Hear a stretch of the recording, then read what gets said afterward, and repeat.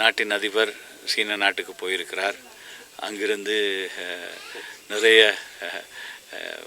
உதவிகள் கிட்டும் என்று எதிர்பார்ப்பை உருவாக்கி இருக்கிறார். இந்திய விஜயத்தின் போதும் பலவிதமான எதிர்பார்ப்புகளோடு போய் சுங்க வரியையும் வருமான வரியையும் கூட்டுவதற்குத்தான் எதிர்வருகின்ற அரசியல் வரவு செலவு திட்டத்தில் யோசனைகள் சர்வதேச நாணய நிதியத்தின் இறுக்கமான நிபந்தனைகளை நிறைவேற்றுகின்ற ஒரு பெரிய சிக்கல் அரசாங்கத்துக்கு எதிரில் இருந்து கொண்டிருக்கிறது. வரிச்சுமையை குறைப்பதாக சொல்லி இன்னும் பெரிதாக குறைத்த பாடில்லை. வட்டவள பிரதேசத்திலிருந்து நாவலப்பிட்டி இன்ஷிரா தோட்டத்தில் வாழுகிற மக்களுடைய தேவைக்காக ஒரு பாதை அமைப்பதற்கு என்னுடைய நன்கொடையின் மூலம் ஒரு திட்டத்தை ஆரம்பித்து வைக்கிறோம். அதற்காக இன்று நான் என்னுடைய சக வேட்பாளர் தமிழ் முற்போக்கு கூட்டணியின் சிரேஷ்ட உறுப்பினர் சகோதரர் பரத் அருள்சாமியோடு இங்கு வருகை தந்திருக்கிறேன். இந்த சந்தர்ப்பத்தில் அபிவிருத்தி திட்டங்களை எதிர்க்கட்சியில் இருந்தாலும் சொந்த முயற்சியிலாவது செய்து மக்களுக்கான வாக்குறுதிகளை நிறைவேற்றுவது எங்களுடைய தார்மீக பொறுப்பாக நாங்கள் கருதுகிறோம்.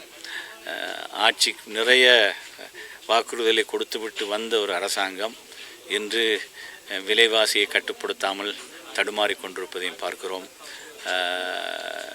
வாக்குறுதிகள் காற்றில் பறப்பதை காண்கிறோம். நாட்டின் அதிபர் சீன நாட்டுக்கு போயிருக்கிறார். அங்கிருந்து நிறைய உதவிகள் கிட்டும் என்று எதிர்பார்ப்பை உருவாக்கி இருக்கிறார். இந்திய விஜயத்தின் போதும் பலவிதமான எதிர்பார்ப்புகளோடு போய் நாட்டை மீண்டும் கட்டியெழுப்பதற்கு சில முயற்சிகள் நடந்து கொண்டிருக்கின்றன. ஆனால் உள்நாட்டிலே பொருளாதாரத்தை கட்டியெழுப்பதற்கான முயற்சிகளில் குறிப்பாக சர்வதேச நாணய நிதியத்தின் இறுக்கமான நிபந்தனைகளை நிறைவேற்றுகின்ற ஒரு பெரிய சிக்கல் அரசாங்கத்துக்கு எதிரில் இருந்து கொண்டிருக்கிறது. வரிச்சுமையை குறைப்பதாக சொல்லி இன்னும் பெரிதாக குறைத்த பாடில்லை. இன்னும் கூடுதலாக சுங்க வரியையும் வருமான வரியையும் கூட்டுவதற்குத்தான் எதிர்வருகின்ற அரசியல் வரவு செலவு திட்டத்தில் யோசனைகள் சமர்ப்பிக்கப்படலாம் என்றும் ஊகங்கள் சொல்லப்படுகிறது.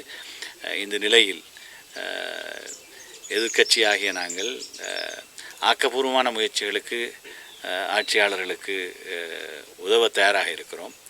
ஆனால் விமர்சன ரீதியாக அவர்கள் கொடுத்த வாக்குறுதிகளை நிறைவேற்றுகின்ற பணியில் அவர்களை தூண்டுகிற முயற்சியை நாங்கள் தொடர்ந்தும் செய்து கொண்டிருப்போம்.